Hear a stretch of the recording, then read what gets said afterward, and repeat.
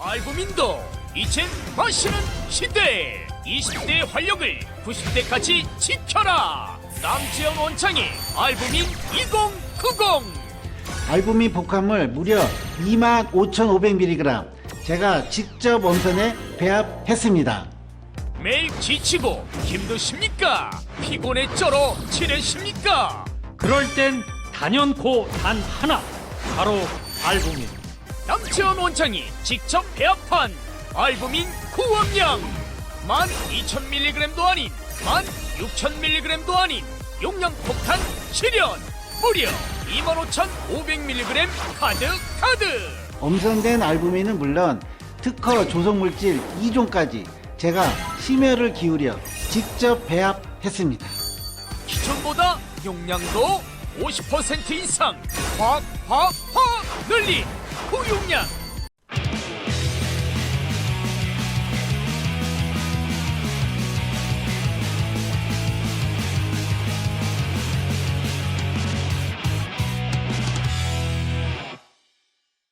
안녕하세요 시청자 여러분, 아시아투데이 TV 매일 오후 2시를 책임지고 있는 장예찬의 정치 펀치입니다. 제가 어제였던 월요일은 주말 사이 부산에서 또 월요일에 재판 일정이 있어서 하루 쉬었고요. 어제 저녁에 올라왔고요. 오늘부터 또 변함없이 이번 주 오후 2시 정치 펀치로 여러분과 함께 보겠습니다. 제가 말씀을 안 드려서 그렇지 최고위원 하면서 민주당한테 하도 고소고발을 많이 당해가지고 지금 저도 이 엄중한 시국에 제가 힘들다 저렇다 티를 안 낼 뿐이지 한 달에 몇 번씩 재판받으러 부산에 내려가야 됩니다. 그런 가운데서도 여러분이 아시아투데이를 응원해 주시고 함께 해주셔서 정말 큰 힘을 얻고 있다라는 말씀을 드리고요. 오늘은 아주 특별한 초대 손님을 모셨습니다. 국민의힘과 보수 진영에 있어서 정말 귀한 젊은 여성 스피커죠. 우리가 이 좌파들을 이기기 위해서는 2030이 너무나 중요하고, 지금 윤석열 대통령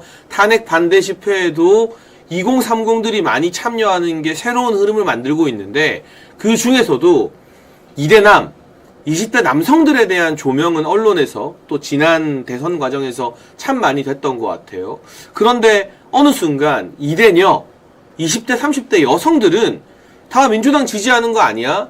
그리고 뭐 탄핵 찬성 집회에 이대녀가 많이 나간다, 탄핵 반대 집회에는 이대남이 많이 나간다, 이렇게 2030 남녀를 갈라치게 하는 그런 분석도 많은데, 오히려 현장에서 보면 그렇지 않다. 이제는 20대 30대 여성들도 이 무도한 민주당에 맞서서 무엇이 옳고 그른지 알고 있다라고 증언해 줄 수 있는 보수의 너무 귀한 자산, 국민의힘의 전 부대변인이었죠. 백지원 전 부대변인 모셨습니다. 안녕하세요. 네, 안녕하십니까. 네, 부대변인님, 먼저 우리 아시아투데이 TV 시청자분들께 간단한 자기소개와 인사 한번 부탁드립니다.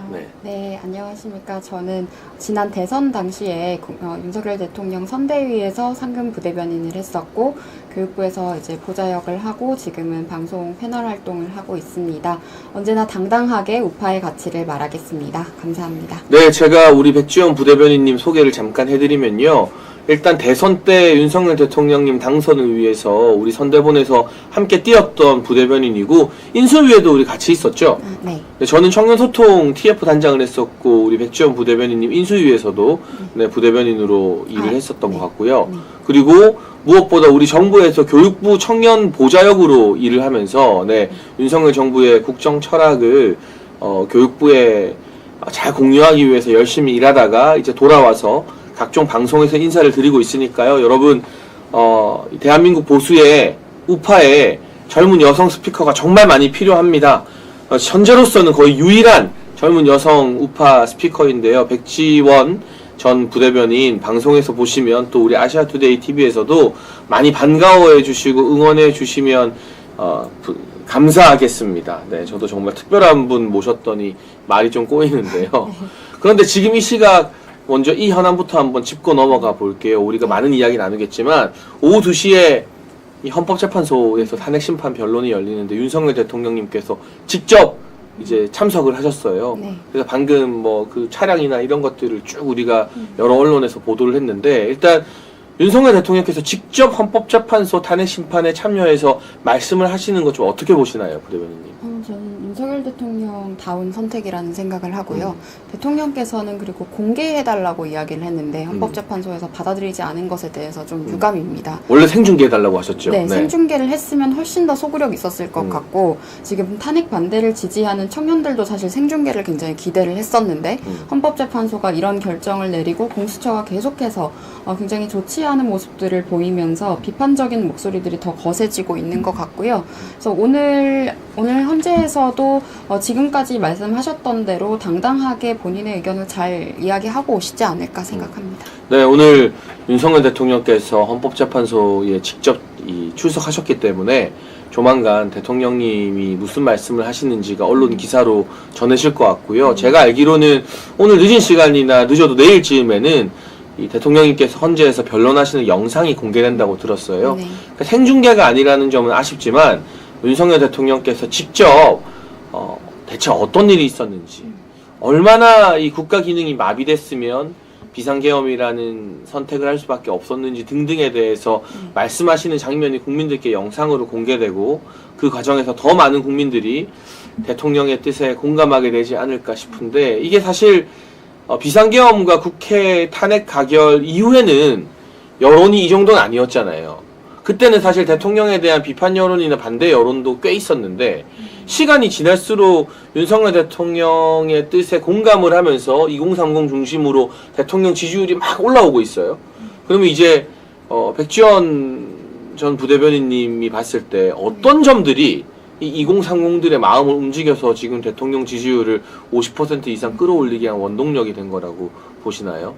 저는 계엄 직후부터 저도 그걸 느꼈지만 처음에는 이제 이 계엄을 했을 때 왜 했지? 라고 생각이 들고 이유를 저는 찾아봤는데 전 그래서 간첩 명단이나 이런 게 나올 줄 알았어요. 근데 그런 부분들에 대해서 훨씬 더 젊은 층은 좀 냉정하고 사실관계 파악을 좀 더 중요하게 생각하다 보니까, 그러니까 계속 언론에서는 무슨 20대들이 무슨 서울에 보면 영화 보고 다 선동당하는 것처럼 이야기를 하는데, 실제적으로는 왜 이 비상계엄을 선택할 수밖에 없었는지 그 이유에 대해서 공부를 하고 알게 되니까 이럴 수밖에 없었구나를 이해하게 된 거거든요. 그리고 반국가 세력에 대해서 그들의 정체에 대해서 지금 명확하게 알게 된 것은 저희가 10대, 20대를 지금 보내면서 계속해서 느꼈던 것들이 똑같이 문제로 나타나고 있다. 가령 문재인 정부 당시에 사실상 중국에 매국 행위를 했다고 저는 보고 있는데, 지금 감사원에서도 밝혀졌지만 문재인 정부 청와대 고위 인사가 중국 측의 사드라든지 한미 군사기밀 같은 것들을 유출했다. 다 넘겨주고. 네, 그게 감사원에 의해서 지금 다 밝혀지지 않았습니까?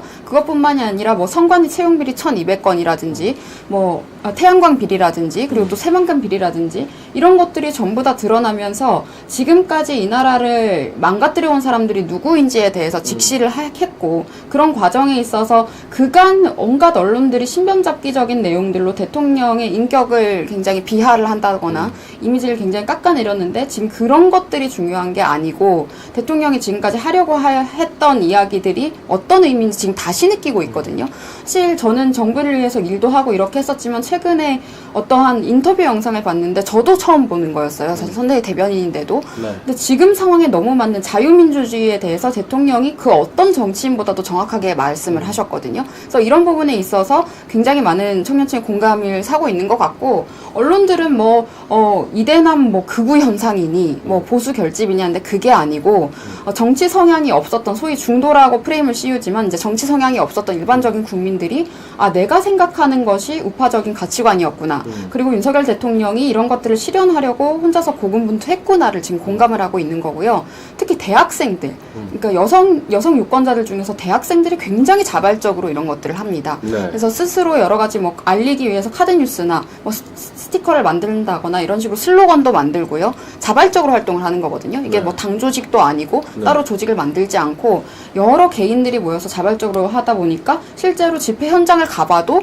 남녀노소 그냥 화합의 장이라고 저는 봤습니다. 성별이나 나이에 관계없이 그렇게 나와 있는 것이고, 또 청년들이 많이 하는 이야기가 이제 박근혜 전 대통령 탄핵 전국 때 어른들 이분들이 태극기 흔들고 이런 것들에 대해서 왜 저러는지 모르겠다라고 비하를 했던 청년들도 있었는데 네.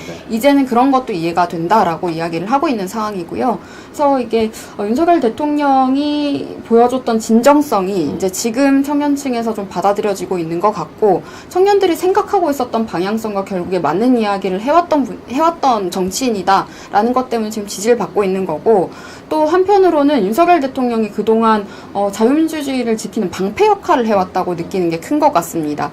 비록 여소야대 전국에서 이제 거부권 수행이라는 것 말고는 지금 방어 수단 외에는 크게 추진 동력을 계속해서 그들에 의해서 빼앗기고 있는 상황이었는데 그럼에도 불구하고 계속해서 그 방어권을 계속 이용을 했다는 것 그리고 계엄 또한 그런 과정에서 어쩔 수 없이 결정을 해야 했던 부분이라는 거 그리고 계엄을 하지 않았다면 반국가 세력들의 문제에 대해서 우리가 몰랐을 수도 있겠다라는 의견들이 이게 저는 가장 일반적인 지금 청년들의 여론이라고 생각하거든요. 그러니까 정치권에 있는 청년 정치인이라는 사람들도 이런 부분을 잘 짚지 못하고 있는 게 사실은 많은 것 같아요. 그러니까 지금 이 여론조사에서 대통령 지지율이 우리 아시아투데이 의뢰한 결과 50%가 나오고 네.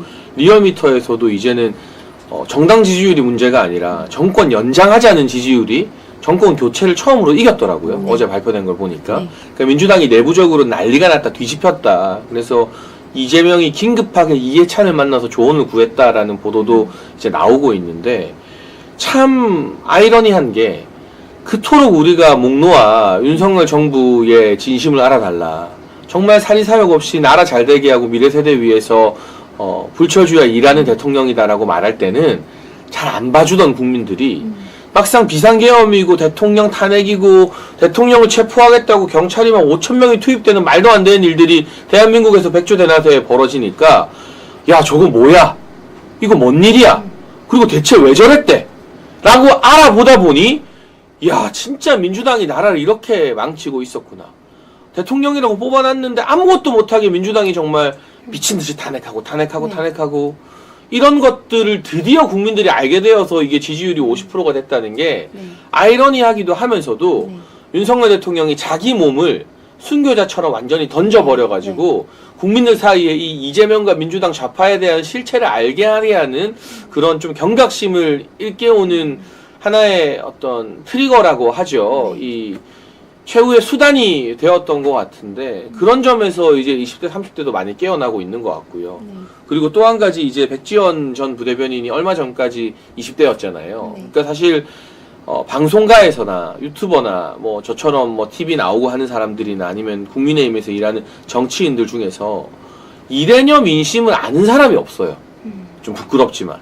우리가 그리고 지난 대선 과정에서 20대 30대를 다 아우르는 게 아니라 2대남 잡겠다고 너무 집중하다 보니까 상대적으로 2대녀와 3대녀 파일을 민주당에게 빼앗기기도 했는데 지금 언론이 2대남은 윤석열 대통령 편, 2대녀는 이재명 편 이렇게 가르는 시각이 있는데 2대녀를 잘 아는 진짜 젊은 2030 여성으로서 이런 언론의 분석이 맞는 건가요? 아니면 실체를 보면 좀 다른 건가요? 저는 완전히 틀렸다고 완전히 생각하고요. 틀렸다? 그런 네. 언론들의 보도에 대해서 분노하는 2대녀, 3대녀가 너무 아, 많습니다. 오히려 그 언론을 보고 이거 아니다 하는? 네, 저한테 그렇게 해서 계속 연락이 오시고 네. 제보도 주시고 이러거든요. 네. 정말 많고 그 관점 자체가 저는 이제 X세대 강남 좌파들의 관점이 아닌가 싶어요. 네. 계속해서 2030 여성과 남성을 가르려고 하는데 제가 늘 이야기를 해봤지만 2030 여성이라고 해서 네. 좌파 페미니스트가 아닙니다. 네. 모두가 좌파 페미니스트가 아니고요. 그렇죠. 투표할 때 기준이 그게 되는 것도 아니고요. 네. 더 중요한 거는 안보 정책이고 경제 정책이고 외교 정책인 겁니다. 그래서 그런 것들을 보고 판단을 하기 때문에 성별에 관계없이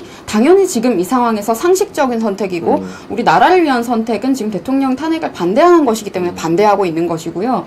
그 이야기를 하고 싶고 정상적인 20대 여성이라면 50대 민노총 아저씨들 사이에서 노래하고 춤추고 하는 거 싫어합니다. 아, 이거 굉장히 뼈아픈 말이네요. 네. 이 부분에 대해서 이대녀들 이제 여대생들이나 이런 친구들이 굉장히 분노하고 있거든요. 그리고 민노총의 실체가 어떻습니까? 네. 북한으로부터 직접 소통하고 지령받아서 대통령 임기 시작과 동시에 탄핵 선동 계속 맞아요. 해왔던 사실 네. 간첩 조직이잖아요. 네, 맞아요. 그런데 네. 이런 조직은 지금 경찰을 때려도 구속이 되지 않으면서 지금 몇몇 청년들 그런 식으로 구속시킨다든지 경찰이 오히려 거리에서 여성이라든지 노인분들을 대상으로 함부로 대하는 그런 모습들이 보이면서 조금 더 그런 부분에 있어서 여성분들은 좀 더 예민하게 지금 분노를 좀 하고 계신 것 같고요. 또 저는 유시민 씨라든지 이런 분이 최근에도 그런 이야기를 했어요. 2030 남성들 때문에 뭐 나라가 망했느니. 그리고 그런 이야기 많이 했죠. 네, 여자들이 나라를 구한다 이런 식으로 하는데 솔직히 말씀드려서 그 응원봉 흔들고 민노총 아저씨들 앞에서 재롱 떨고 이런 거 정상적인 이대냐 아무도 안 합니다. 제 생각에는 아마 그런 좌파 단체나 아니면 지금 그쪽에서 보이는 깃발 부대들이 뭐 트랜스젠더, 뭐 퀴어, 페미, 뭐 종북 단체, 반미 단체, 팔레스타인 국기 이런 것들에 이제 선동당하거나 아니면 직접 이해 당사자인 이익 관계자인 사람들이 거기에 나가 있다고 봐요. 나이에 관계없이 뭐 대진년이나 이런 사람들도 가 있겠죠. 그렇기 때문에 자꾸 언론에서 가스라이팅을 하듯이 모든 20대 여성이 그렇게 생각한다는 듯이 말을 해봤자 언론의 신빙성만 저는 기성 언론의 신빙성만 계속 떨어지고 있는 상황이라고 생각을 하고 네, 이렇게 촌철살인의 멘트가 하나 나왔는데요. 네. 정상적인 20대 여성은 50대 민노총 아저씨들 사이에서 춤추지 않는다. 네, 정말 그거는 아무도 원하지 않는 요즘 거죠. 말로 극혐인 거죠, 그렇죠? 네. 굉장히 우리 백지원 전 부대변인이 역시나 이 당사자만 해줄 수 있는 말을 했는데 제가 그 체포영장 집행되기 전날 한남동 집회 현장 나가 보니까 시민분들이 그 집회 현장이나 한남동 대통령 관저 정문 주위로 구호 물자를 온라인으로 막 보내주시더라고요. 네, 네. 그 택배나 뭐 이런 걸로 먹을 거나 뭐 방한용품이나. 근데 그걸 자원봉사자분들이 나눠줘야 되는데, 딱 봐도 20대, 30대로 보이는 여성분들이 아무래도 섬세하니까 그런 거 나눠주는 자원봉사를 굉장히 많이 하고 있더라고요. 그래서 저만 해도 그냥 우리가 언론 기사만 보고 조중동만 보면 물론 조중동이 한겨레 경향보다야 보수 언론이라고 하지만 그 언론들만 보면 젊은 여성은 다 탄핵 찬성 집회 나가 있는 거 아닌가 싶은데 막상 가보면 탄핵 반대 집회, 대통령 지키겠다는 집회 젊은 여성들이 이렇게 많아 하고 제가 놀랐었는데 오히려 언론의 그런 이분법적인 이대 남은 대통령 편이고 이대녀는 이재명 편이다 이런 프레임에 여성들이 더 분노해서 더 많이 나온다는 말인 거잖아요. 네. 그래서 저는 또 이해가 안 되는 게 다른 사람이면 또 몰라도 이재명 하면 그 형수님한테 네. 진짜 입에 담기 힘든 여성의 어떤 신체적 부위를 막 멸시하는 표현을 쓴 그 녹음 파일을 막 몇백만 명이 다 들었잖아요. 차마 못 들은 분들도 무슨 내용인지는 다 알잖아요. 네. 그래서 맨날 집회 현장 가면 그분 나오잖아요. 막 도련님 하면서 막 그 뭐 제발 그러지 말아주세요 하는 분도 나오고 할 정도로 공공연한 사실이고 이재명의 아들은 그 인터넷 도박 사이트에서 댓글 달면서 여자 연예인들을 막 성희롱하고 막 굉장히 모욕적인 표현 달고 성매매 업소 후기 남기다가 걸리고 막 이런 인물인데 이런 사람들을 20대 여성과 30대 여성이 지지할 수 있다는 게 전체 상식적으로 이해가 잘 안 갔거든요. 네. 근데 그것도 저는 가스라이팅인 것 같아요. 여자면 민주당을 지지하지 않으면 굉장히 이상한 사람인 것처럼 네. 계속해서 이제 사회가 몰아가다 보니까 나도 그럼 민주당을 지지해야 하나? 라고 생각을 하고 무의식 중에 그냥 찍은 사람들이 있거나 아니면 이제 반페미적 성향을 보이는 사람들에 대한 일반적인 거부감 같은 것들. 근데 그게 이제 성대결 구도로 간다기보다는 이제 이런 이념이라든지 논리적인 부분들을 이해를 하게 되면 그 페미니즘에 대해서도 지금 한국에서 얼마나 좌파들이 악용해 왔는지 지금 이대녀들 다 알아요. 그렇기 때문에 그런 부분에 전혀 선동당하지 않는다 말씀을 드리고 싶고 뭐 탄핵 집회에서 여의도에서 그때 했을 때 뭐 소녀시대 노래랑 뭐 옛날 노래를 이제 틀었었는데 과연 그걸 지금 대학생들이 듣는 노래인가? 저는 그런 생각도 들었거든요. 그래서 그것도 좀 맞지 않았고 이번 상황에만 그런 것들이 아니라 계속해서 탄핵 집회 뭐 대진년 이런 사람들이 해왔을 때도 막 그런 노래 부르면서 춤추는 걸 많이 했더라고요. 최근에 네, 보니까 그냥 그 사람들은 늘 하던 행동을 했던 건데 그걸 인력을 동원해서 좀 부풀렸던 것이고 실제로 중국인 유학생들이라든지 중국인들이 그 집회에 참석한 것도 많고요. 또 아이돌에 대해서 좀 광적으로 그렇게 팬덤 활동을 한 사람들 보면 중국인들이 좀 많습니다. 그리고 실제로 연예인 팬덤은 자기 연예인한테 정치 묻는 걸 되게 싫어해요. 그쵸? 그래서 정치 성향을 드러내지 않으려고 자기가 좋아하는 연예인들을 정치에 언급하지 말라고 주장하는 게 일반적인 팬덤인데 막 적극적으로 연예인 노래 틀고 이렇게 하는 게 어떻게 보면은 그 해당 연예인들에게 폐를 끼치는 실제 20대 30대 그 연예인 팬들의 이 정서와는 되게 다른 측면도 있는 것 같더라고요. 보면 그래서 지금 우리 백지원 전 부대변인이 지적해 주신 것처럼 이대남 이대녀 갈라치기 하는 게 언론의 일반적인 프레임이다. 오히려 여론조사 결과가 증명하듯이 리얼미터나 우리 아시아투데이 여론조사 보면 20대 30대 지지율이 남녀 가릴 거 없이 계속해서 올라가고 있거든요. 네. 그런 부분에 대해서 좀 제대로 된 객관적인 사실을 보도하는 언론들이 더 많아질 필요가 있다. 그런 차원에서 우리 아시아투데이가 백지원 전 부대변인, 보수의 현재로서는 거의 유일무이한 젊은 여성 스피커죠. 백지원 부대변인을 모셨고요. 저희 정치펀치에서 자주 또 모셔보도록 하겠습니다. 그럼 이제 대통령 지지율 이야기를 좀 해봐야 될 것 같아요. 아시아투데이 기준으로 50%가 넘었습니다. 네. 그리고 MBS나 갤럽 같은 전화 면접 조사에서도 국민의힘 정당 지지율이 상승하고 있고, 리얼미터에서는 제가 아까 말씀드린 것처럼 정권 연장을 해야 된다라는 게 정권 교체를 처음으로 압도했거든요. 네. 그러니까 이렇게까지 대통령 지지율이 오히려 급등하는, 거의 대선 이기고 정권 초 수준으로 올라오게 된 근본적인 이유가 좀 뭐가 있을까요, 보기에? 저는 좀 씁쓸한 것이 네. 없어서 이제 최고께서도 말씀해 주셨지만 네. 이게 있다가 없었을 때 그 사람의 가치를 알게 되는 그런 그렇죠. 현상인 것 같기도 해요. 있을 때 잘하지 이런 말이 또 네. 있는데. 그 네. 방패처럼 네. 막아왔는데 이제 윤석열 대통령이 그동안 이제 버텨온 덕분에 유지가 됐던 것들이 지금 윤석열 대통령을 저들이 탄핵을 한다든지 이런 식으로 계속해서 압박을 가하면서 지금 사회적으로 헌법 질서가 무너진 모습들이 국민들께 보이고 있는 거예요. 특히 사법부가 네. 과연 그들에게 우리가 헌법적인 권위를 부여하는 것이 정당하냐라는 논의까지 지금 나온 거 아닙니까? 네. 그럼 종북 세력에 가담했던 사람이 헌법재판소 재판관 후보로 추천이 된다든지 뭐 마은혁 판사 이런 경우에는요. 그렇죠. 네. 그리고 뭐 정계선 판사라든지 이런 분들도 우리법 연구회 같은 그런 존재에 대해서도 굉장히 국민들이 알게 되면서 붕괴하고 있는 것이고요. 지금 또 이재명에 대해서는 지금 대북 송금 관련해서 또 판사 기피 신청을 인용을 했습니다.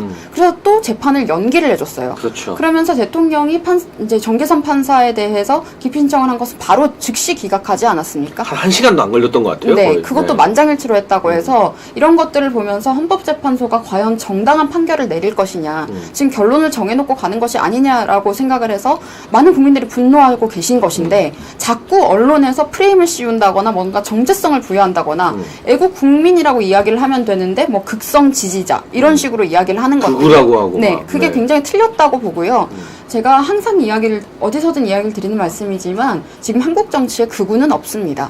극좌가 지금 만연해 있는 상황이고요. 거의 절벽 수준으로 작용화가 되어 있기 때문에 오히려 우파적인 목소리가 좀 더 강력하게 지금 필요한 상황이라고 저는 보고 있고, 우리 당내에서도 마찬가지입니다. 당도 저는 한동훈 체제에서 굉장히 무너졌다고 보거든요. 사실상 강남좌파 정당이 다 되어버렸었는데 지금 그런 정체성에 대해서도 이번에 계엄 이후에 윤석열 대통령을 지지하고 앞으로 정권 재창출을 해야 된다라고 지지하시는 분들도 그런 부분도 굉장히 지적을 많이 하십니다. 과연 그러면 국민의힘은 여당으로서 역할을 제대로 했냐? 너희도 못한 것 아니냐라는 비판도 하시거든요. 그렇기 때문에 당이 올라가는 지지율을 해석을 할 때 본인들이 잘해서 했다고 지금 받아들이면 안 됩니다. 그럼요. 네. 네. 이재명이 못해서 민주당이 못해서 그거 하나만으로도 해석하면 안 됩니다. 지금 윤석열 대통령이 어떤 의미로 국민들을 위해서 봉사해왔고 어떤 의미로 국정 운영을 해왔는지에 대해서 국민들이 지지하기 때문에 그 방향성에 대한 지지를 여당에 대한 지지로 보여주고 있는 거거든요. 그런데 자꾸 이야기할 때 뭐 특히 당에서 중수청 이야기 많이 하시는 분들이 중수청한테 제일 인기 없습니다. 중도 수도권 청년 이야기하는 사람들. 네. 네. 그런데 지금 중도 수도권 청년 지금 서울에서도 과반 이상 탄핵 반대가 그렇게 최근에 나오더라고요. 나왔었잖아요. 네. 그러니까 윤석열 대통령이 가장 지금 소구력 있는 정치인인 겁니다. 이 부분을 인정하지 않으면 정권 재창출도 이런 부분들에 대한 이해가 없이는 아무리 지금 여론이 높다고 해도 어려워질 수 있다. 그래서 당에서도 좀 여러 가지 부분에서 좀 각성을 해야 하지 않을까 아쉬운 부분들이 사실 많습니다. 제가 굉장히 오랜만에 이제 백지원 부대변인 만나서 이야기하고 방송을 하는데 백지원 부대변인도 윤석열 정부에서 풍파를 많이 겪다 보니 전투력이 굉장히 강해졌구나. 그래서 지금 댓글로 이렇게 똑소리 난다. 내가 하고 싶은 말이다. 정확하다. 그리고 백지원 부대변인 방송 많이 나와서 논평해야 된다라는 댓글들이 막 올라오고 있어요. 이렇게 아무래도 이 시련이 정치인을 더 성숙시키는데 저도 많은 시련을 겪었지만 백지원 부대변인의 말씀에 제가 깜짝깜짝 놀라면서 여러 가지 키워드들을 많이 건지고 있는데요. 윤석열 대통령 지지율이 오르는 거 없어 보니까 그 빈자리를 느끼는 거다라는 말이 저한테 확 와닿았어요. 네, 근데 있을 때는 몰랐는데, 그렇죠? 당은 지금 그걸 아직도 자각 못하는 것 맞아요. 같습니다. 국민의힘은 이렇게 지지율이 올라가고 있고, 사실상 국민의힘 정당 지지율이 사실 윤석열 대통령 지지율 때문에 올라간 거잖아요. 네. 그런데도 아직까지 대통령과 거리를 둬야 되니 뭐니 하면서 이제 눈치만 보고 있는 게 참 답답한데, 그 이야기 우리가 또 당을 경험해본 입장으로 나중에 좀 더 깊게 하고요. 네. 우리 백지원 부대변인은 윤석열 대통령을 방패라고 했고, 저는 우산이 떠오르더라고요. 우산이 들고 있을 때는 되게 거추장스럽고 그래요. 근데 우산이 없으면 비를 다 맞게 되잖아요.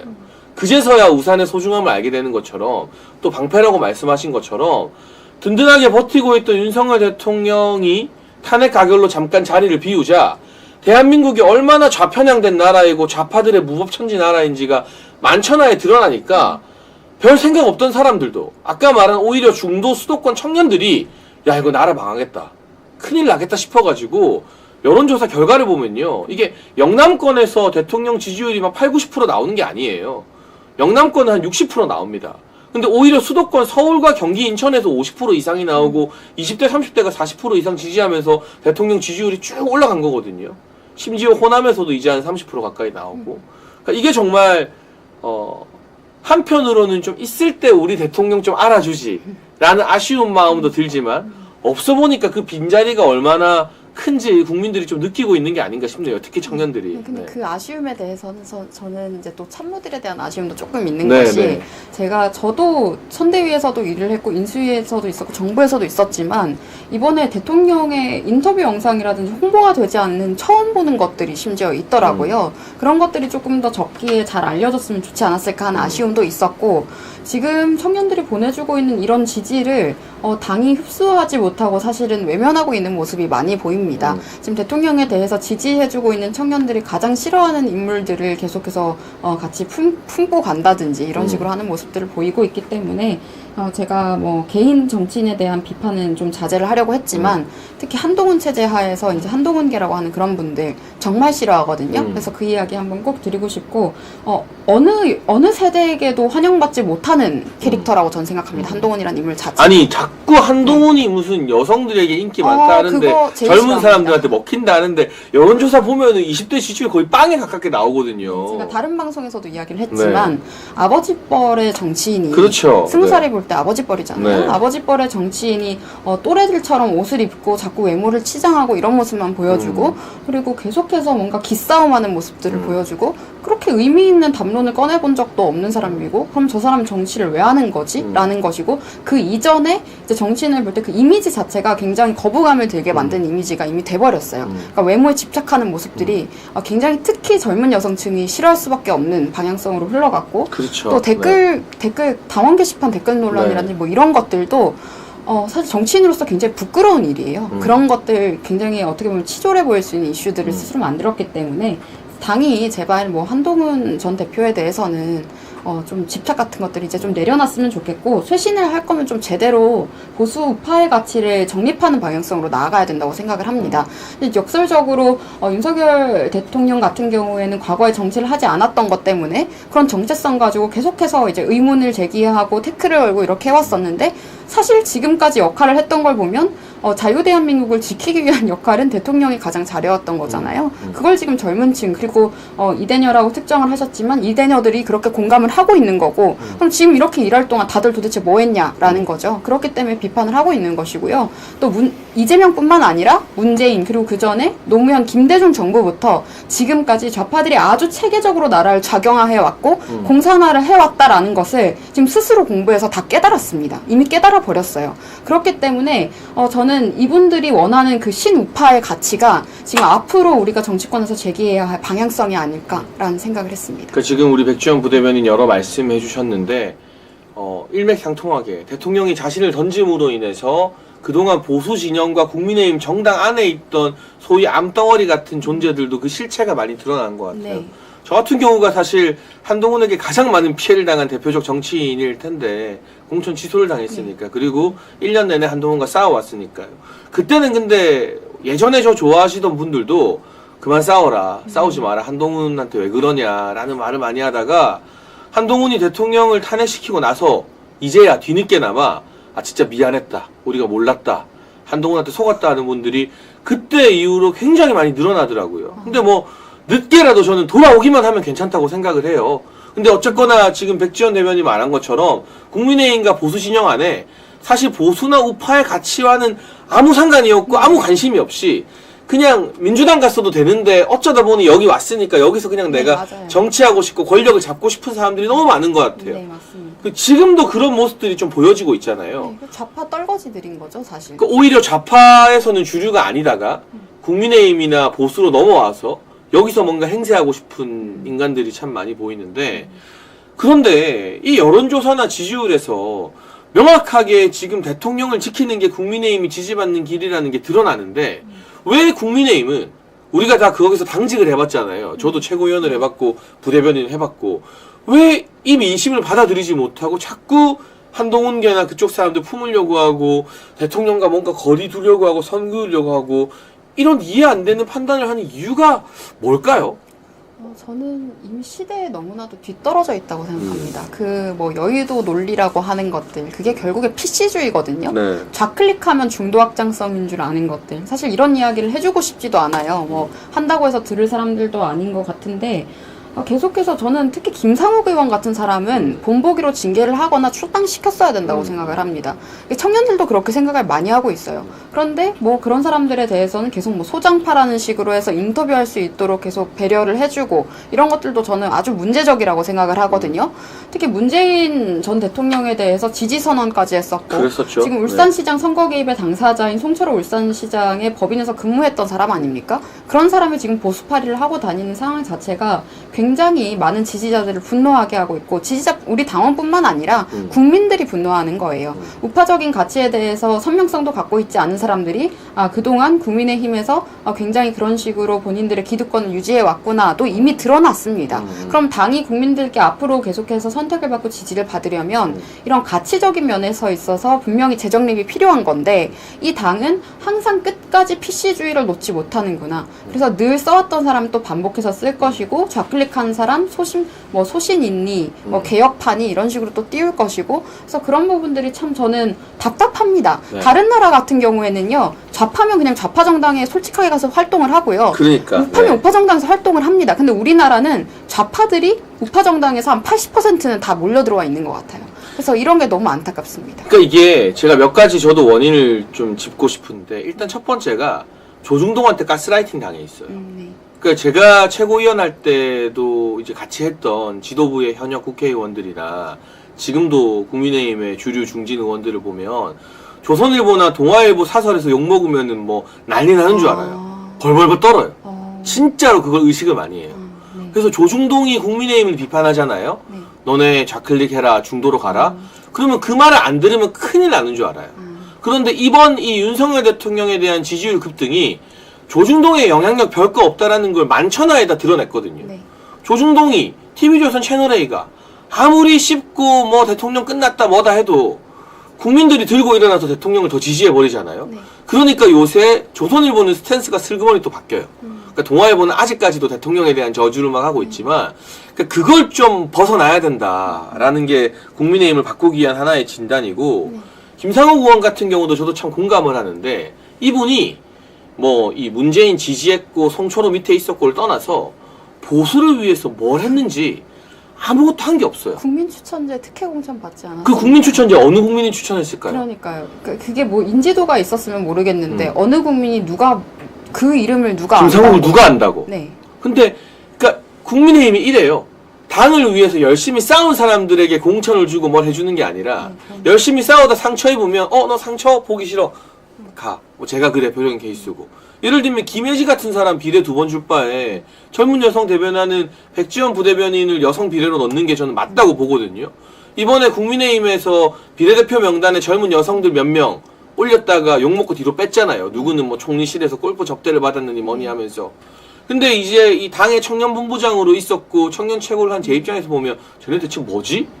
누구지? 네, 맞습니다. 진짜 잘 모르는 사람들 이름이 막 올라왔다가 자기들끼리 막 쿵덕쿵덕 하더니 또 빼버려. 네. 그럼 정말 제가 아는 열심히 싸우고 뭐 당을 위해서 기여하고 대선 때 생업 내팽개치고 1년 내내 선대위 출근하고 했던 사람들은 다 소외되는 거예요. 네.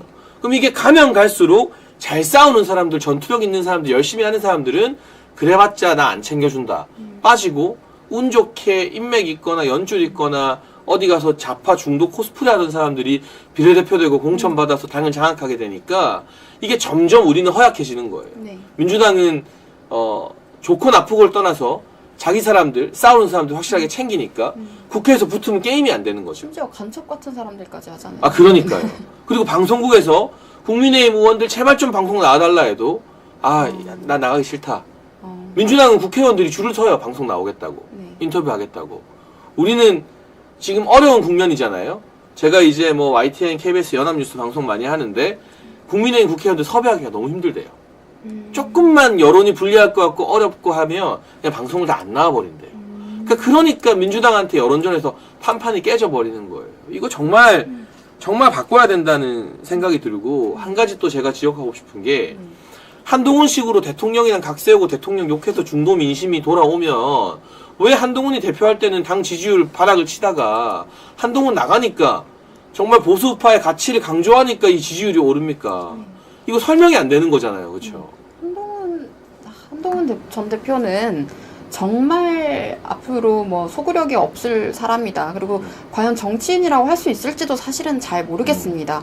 사실상 윤석열 대통령이 법무부 장관에 임명을 해줬고 또 윤석열 대통령이 법무부 장관이었기 때문에 비대위원장이 됐었고 그렇게 해서 공천 권한도 가지고 있었고 그렇게 해서 당대표까지 수월하게 어떻게 보면 사실 윤석열 대통령에게 모든 것을 수여받아서 정치한 사람이고 그런 셈이죠. 스스로 네. 이루거나 뭔가를 한 게 없어요. 그렇기 때문에 절대로 저는 이런 사람은 특히 청년층에는 소구력이 있을 수가 없다는 생각을 하고요.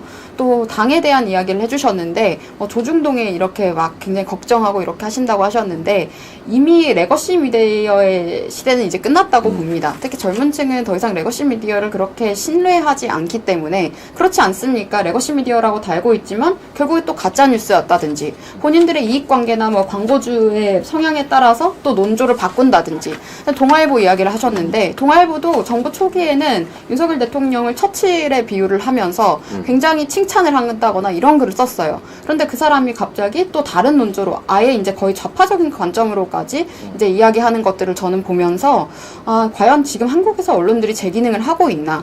그리고 지금 트럼프 대통령 취임식 관련해서도 뭐 중도성인 성향을 갖고 있는 언론사라고 생각을 했던 언론사들도 뭐 전 세계 극우 인사들을 다 모았다 이런 식으로 계속해서 극우 프레임을 씌우고 이런 모습을 보면서 더 이상 신뢰하기 어려운 언론들의 모습에 대해서도 지금 국민들이 이미 상당 부분 자각을 하고 있습니다.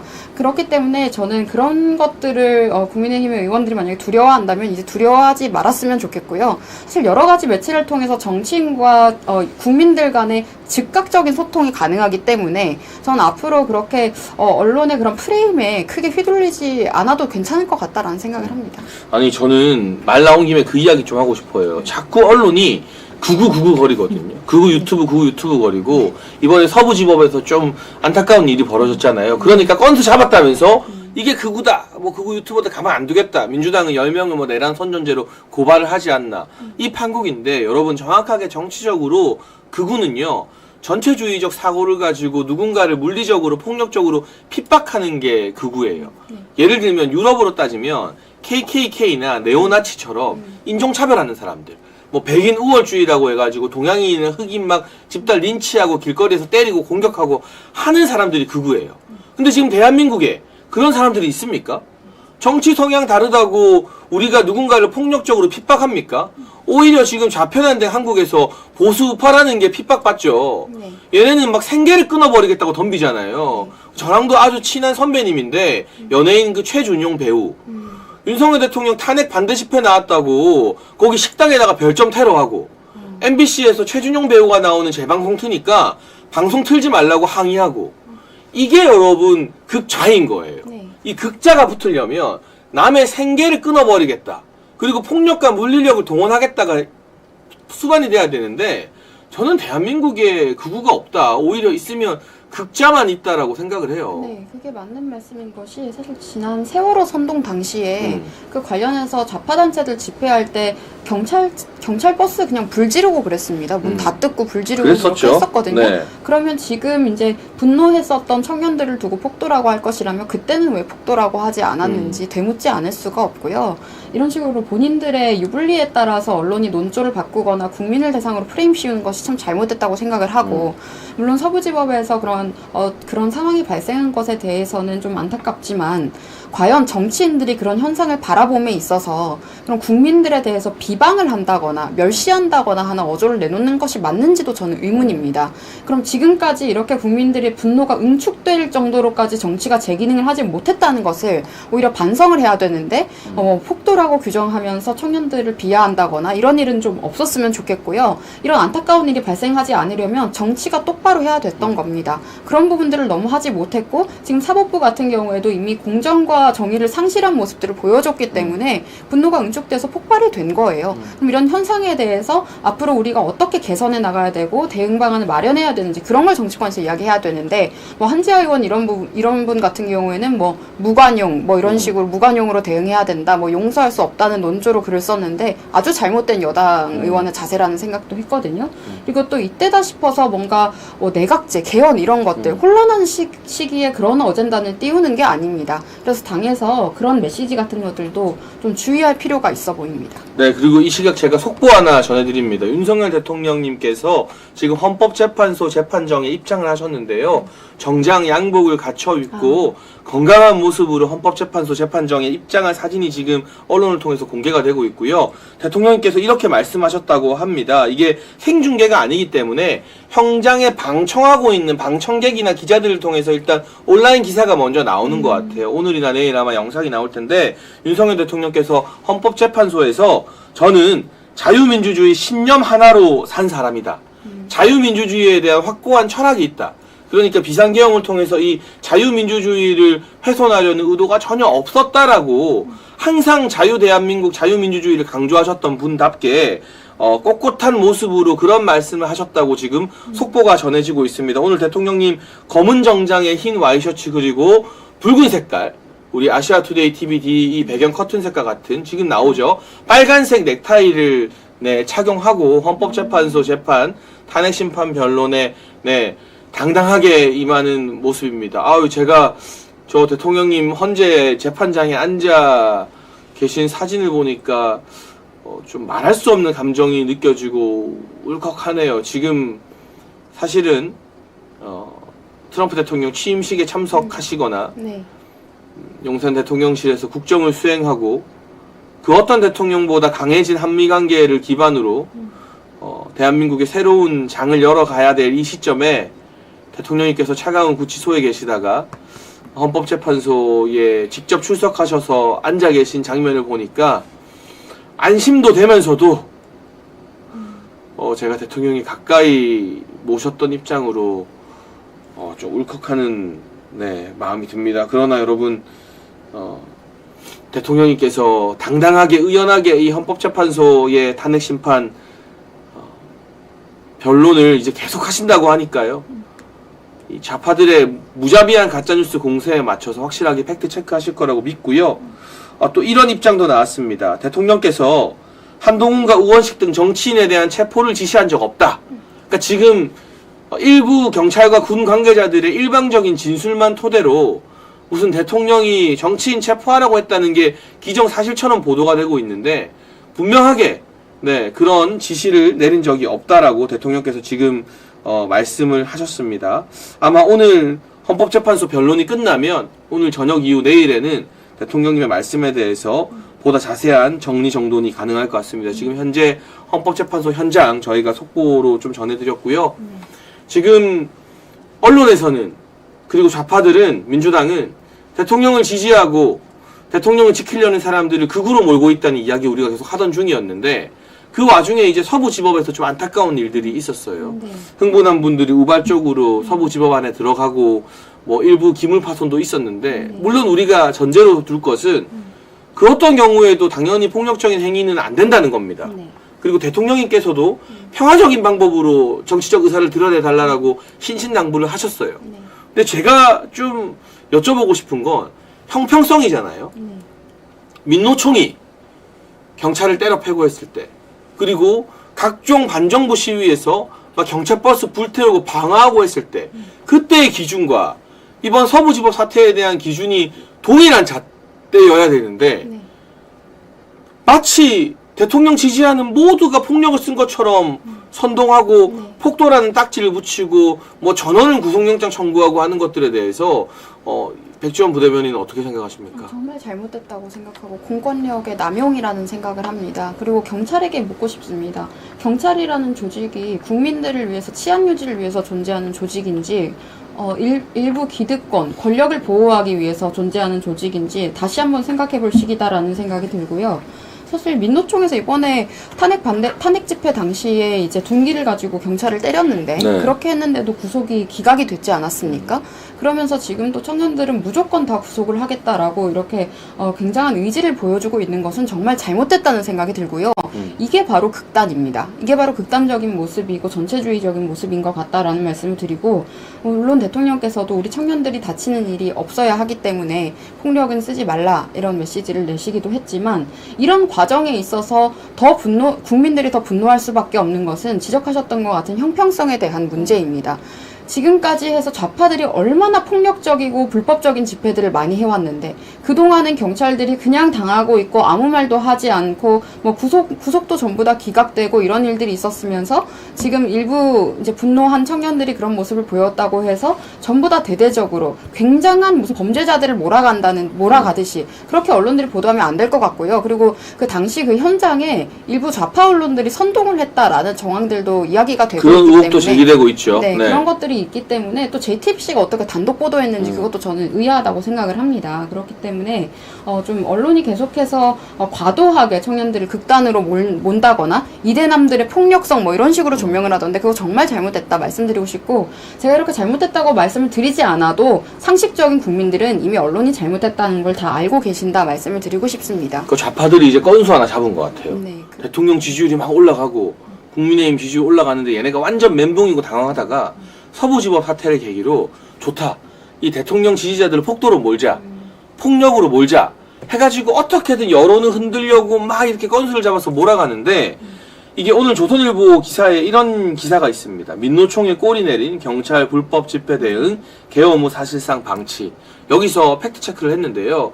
이번 서부지법 사태에서 부상을 입은 경찰이 51명이라고 합니다. 그런데 그 이전에 대통령 탄핵을 촉구하는 민노총 집회에서 부상을 입은 경찰의 숫자가 105명이래요.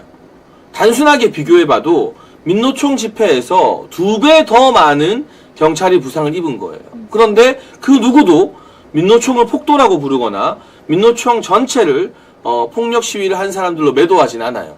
그런데 이번 서부지법 사태 너무나 저도 가슴 아프고 어떤 형태로든 과격한 행동 안 된다고 생각을 하지만, 단순 경찰의 부상 숫자로 봐도 이 민노총보다 훨씬 더 적은 절반 51명의 부상자가 발생했는데, 마치 이 사람들은 전부 다 폭도인 것처럼, 우리가 계속해서 폭력을 주동하고 조직적으로 폭행을 행사한 것처럼 온 언론과 정부기관과 이 법원이 나서는 거, 이거 너무나 왜곡되고 기울어진 운동장 같다라는 생각이 좀 들고요. 그리고 저랑 정말 친한 젊은 씨가 유튜버, 네, 송규호도 경찰에 체포가 되어서 지금 영등포 경찰서에 있는데, 규호 같은 경우는 그냥 아무런 행동을 하지 않고 카메라로 그걸 찍고만 있었는데 건장한 경찰들이 달려들어서 강제로 체포하는 영상이 촬영됐거든요. 근데 같은 논리면 거기에 들어간 JTBC 기자라던가 또는 어쩔 아재TV라고 네. 완전 좌파 유튜버인데 JTBC가 이 사람을 보수 유튜버인 것처럼 왜곡해서 가짜뉴스를 퍼뜨렸거든요. 그런 사람은 또 안 잡혀갔어요. 네, 그리고 뭐 서 있기만 해도 네. 잡혀간 지금 청년들도 많고요. 그리고 그 다음에 경찰이 뭐라 그랬습니까? 그 주변에 어슬렁거리기만 해도 뭐 징역형을 선고할 수 있다는 식으로. 완전 공포 통치죠. 네, 협박까지 하지 않았습니까? 그걸 보고 지금 국민들이 이제는 어슬렁거렸다고 죄를 또 추가할 것이냐, 그렇게 분노하고 있는 것인데, 저는 이번에 지금까지 지금 대한민국에서 국민이 부여한 권력을 이용해왔던 권력기관들이 얼마나 부패하고 썩었는지를 국민들이 정면으로 다 보고 계신 것 같습니다. 경찰도 그렇고요. 언론도 그렇고요. 입법부도 그렇고요. 헌법기관이라고 주장하는 선관위도 그렇고요. 어느 한 곳 정상적인 기관이 없는 것 같다. 사법부도 그렇고요. 그래서 지금 국민들이 분노하고 있는 건데 거기 이제 탄핵 반대 집회, 애국 집회에 모여있는 인파들에 대해서 제대로 조명하는 언론을 본 적이 없는 것 같습니다. 심지어 YTN 같은 경우에는 탄핵 반대 집회에 많은 인파들을 찍어서 탄핵 찬성 집회인 것처럼 거꾸로 뒤집었죠. 네, 그래서 현장에서 그게 또 포착이 되지 않았습니다. KBS도 그랬다고 사과했죠. 네, 근데 그 사과해서 사진을 바꿨는데도 그 사진도 좀 교묘하더라고요. 그래서 이런 태도들을 아무리 민노총 언론노조에 언론들이 많이 잠식되어 있다고 하지만 언론의 기본적인 역할을 생각할 때는 이제 좀 양심적인 모습을 보여줬으면 좋겠다 말씀드리겠습니다. 지금 박현경님도 댓글로 무슨 말씀 주셨냐면 경찰들이 나이 많으신 분들과 여자들 끌고 가고 때리는 것은 뉴스에 안 나온다.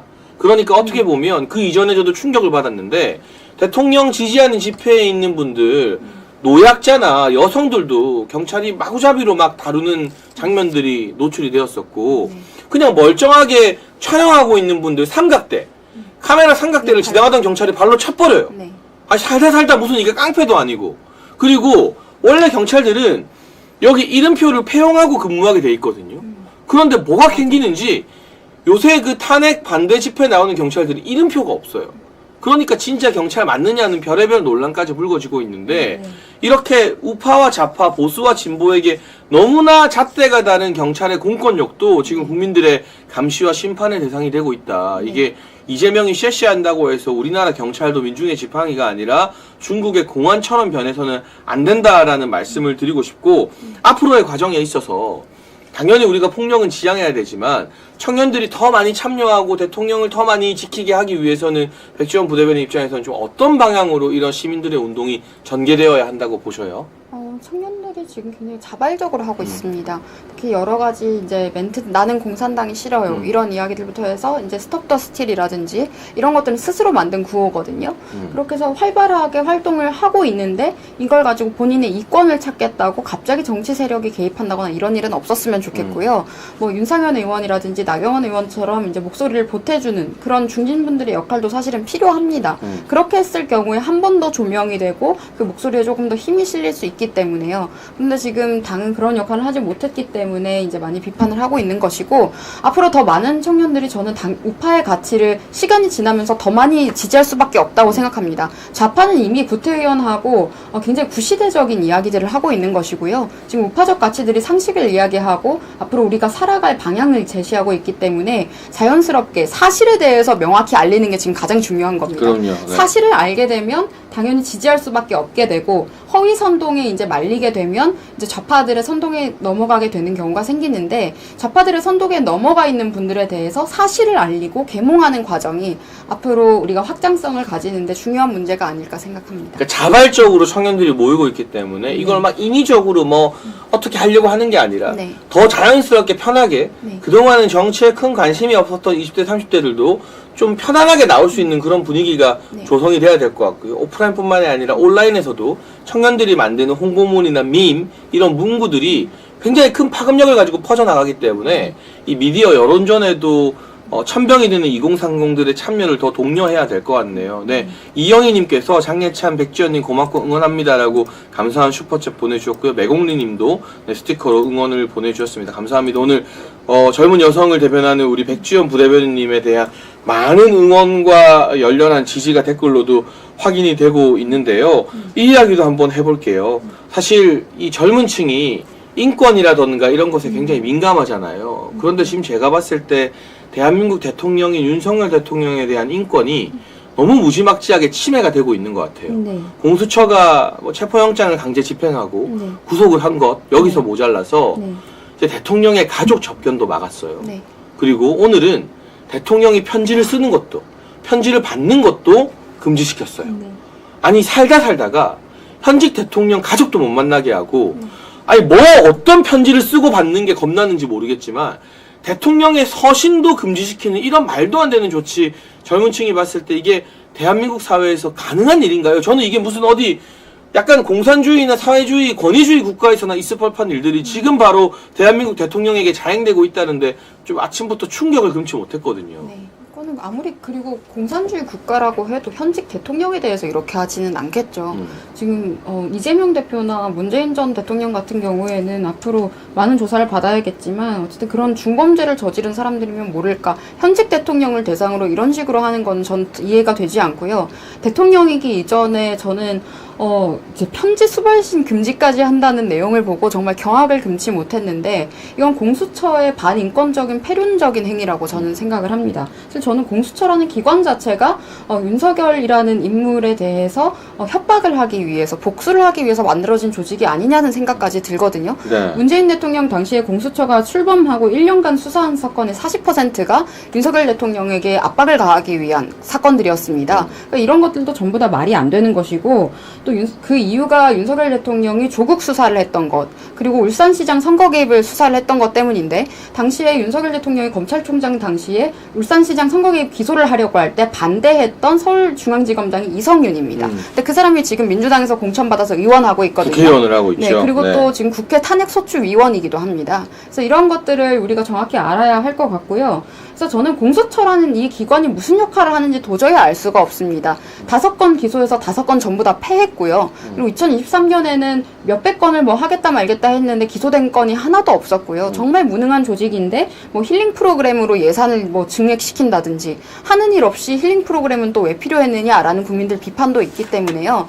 앞으로 이 조직은 저는 해체되어야 될 것이라는 생각을 하고 과거에 윤석열 대통령도 인터뷰에서도 이야기를 했고 여러 법조인들이라든지 검사들이라든지 지금 이야기하고 있는 게 정말 유능한 검사들은 지원을 하거나 가지 않는다는 겁니다. 이 조직에. 왜냐하면 이 조직이 그만큼 정말 엉망진창으로 만들어진 구조이기 때문에 유능한 사람들은 가서 일하고 싶어 하지 않는다는 건데요. 그렇다 보니까 억지로 어떻게 해서든지 이런 여러 가지 탄핵 정국이라든지 여러 상황에서 억지로 공을 만들어서 누군가에게 충성맹세를 하려고 하는 것이 아니냐. 그걸 위해서 오동훈 공수처장과 그 휘하에 있는 여러 사람들이 지금 과도한 행위를 하고 있는 것이 아니냐. 누군가에게 지금 부역하는 모습으로 저는 보이기도 하기 때문에 앞으로 시간이 지나고 나면 국민들에 의해서 저는 지탄받을 것은 분명하고요. 또 처벌받을 부분들도 굉장히 많습니다. 지금 불법영장, 불법체포 아닙니까? 그렇죠. 네, 이 부분에 대해서도 앞으로 결국에는 모든 사실들은 시간이 지나면 다 밝혀지지 않을까라는 생각을 합니다. 저는 윤석열 대통령께서 공수처의 수사권을 인정하지 않는 게 1심 만약에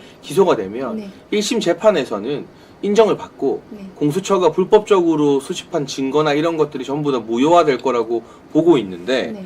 이 공수처가 지금 수사를 하고 있는 게 아니라 정치를 하고 있는 거죠. 네. 사실 아무리 생각해봐도 이미 구속된 대통령에게 가족도 만나지 마라, 변호인 외 접견을 금지하는 것, 편지도 주고받지 마라, 서신을 금지하는 것, 이거는 그냥 대통령 망신주기, 네. 인격 말살밖에 안 되는 거거든요. 네. 이런 이유가 무엇일까?